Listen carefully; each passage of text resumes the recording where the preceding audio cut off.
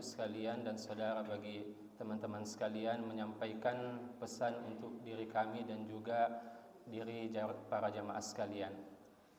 Sebenarnya subuh hari ini kami hanya penceramah pengganti.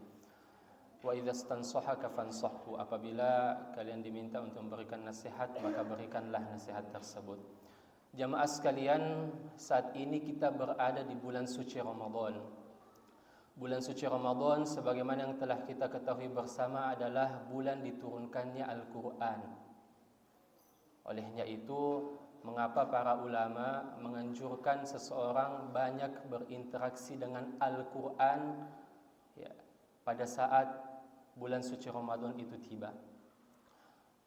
Ada satu hadis yang sangat menarik jamaah sekalian yang diriwayatkan dari Uqbah bin Amr. Uqbah bin Amr merupakan salah seorang sahabat Rasulullah SAW, salah seorang yang meraih kesempatan ya, dibonceng oleh Rasulullah, kemudian membaiat Rasulullah SAW untuk berhijrah. Beliau radhiyallahu taala anhu meriwayatkan hadis bahwasanya kharaja Rasulullah sallallahu alaihi wasallam wa nahnu fi suffah. Dahulu Rasulullah sallallahu alaihi wasallam keluar, adapun kami berada di Suffah.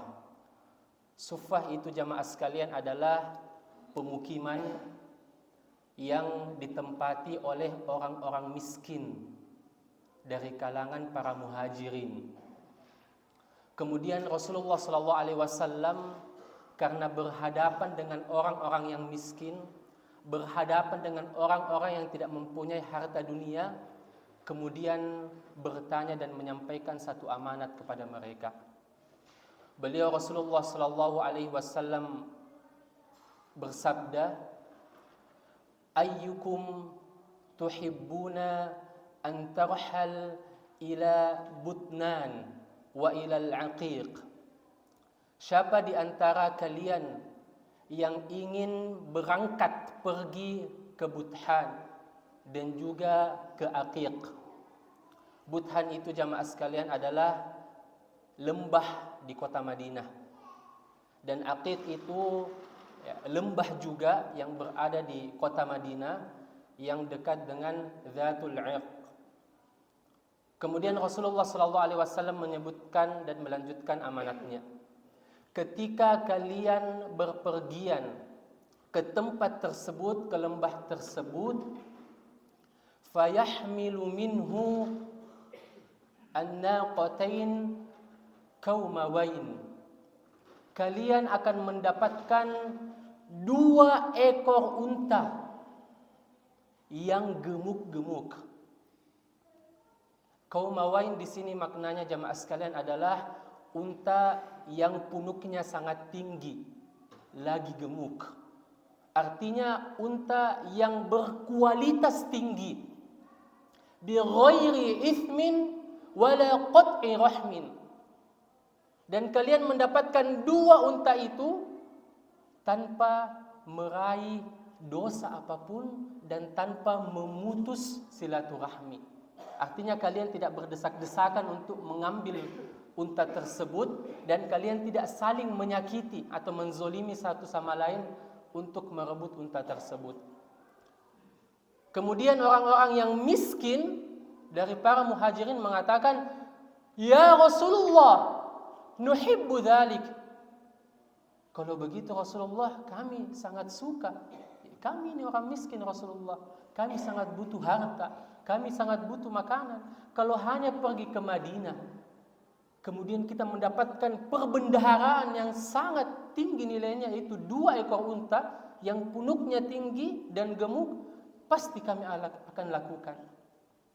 Kemudian Rasulullah sallallahu alaihi wasallam mengatakan kepada para muhajir, "Ayyukum tuhibbuna adh-dhahab ila al-masjid fayata'allam fayaqra fayatlu ayatain minal Qur'an khairul lakum minal ibil."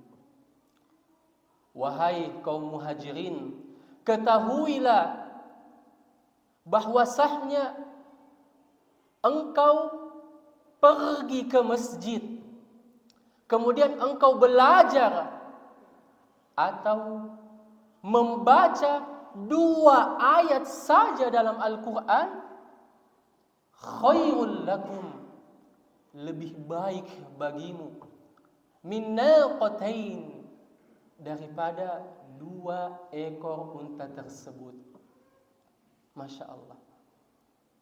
Wa thalathun min thalath, dan ketika engkau membaca 3 ayat dalam Al-Quran, maka itu lebih baik daripada 3 ekor unta. Wa min a'dadihinna minal ibil, dan sebanyak itu pula. Kalian baca 4 lebih baik daripada 4 unta.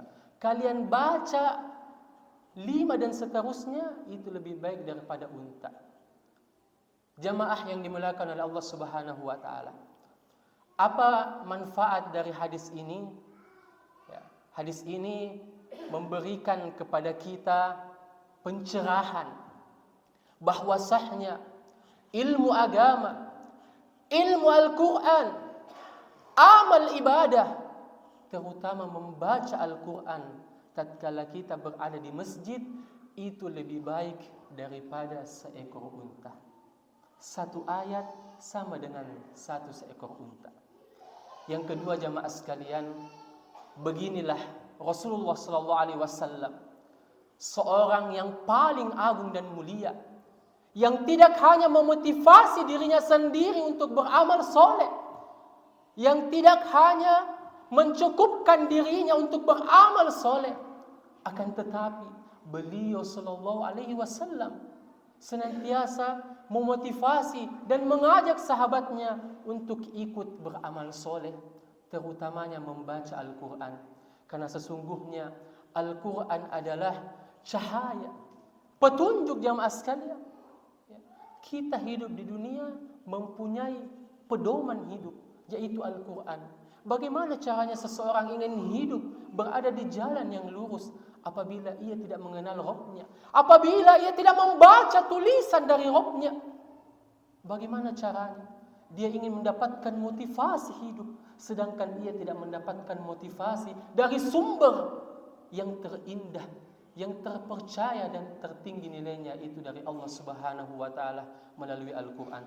Jamaah sekalian, di akhirat kelak ada seseorang yang dibangkitkan dalam keadaan buta, padahal dahulu di dunia ia dalam keadaan melihat.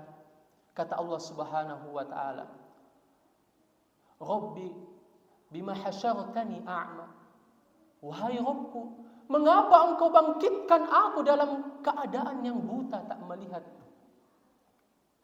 Rabbi lima hasyartani a'ma wa qad kuntu basira, padahal dulu di dunia saya bisa melihat. Kata Allah, qala kadzalika atatka ayatuna fanasitaha wa kadzalika al-yawma tunsa. Beginilah, dulu kamu di dunia melupakanku, kata Allah. Dulu waktu kamu di dunia kamu melupakan Al-Quran. Wa kadzalika al-yawma tunsa. Olehnya itu di akhirat saya lupakan kamu juga. Olehnya itu jamaah sekalian, semangat untuk mempelajari Al-Quran. Tidak ada kata terlambat, tidak ada kata berhenti, karena sesungguhnya perbendaharaan terbesar kita adalah ilmu agama dan terutama ilmu Al-Quran. Mohon maaf atas kurang lebih yang tersampaikan jamaah sekalian. Hadza wa sallallahu ala nabiyyina Muhammad walhamdulillahi rabbil alamin. Assalamualaikum warahmatullahi wabarakatuh.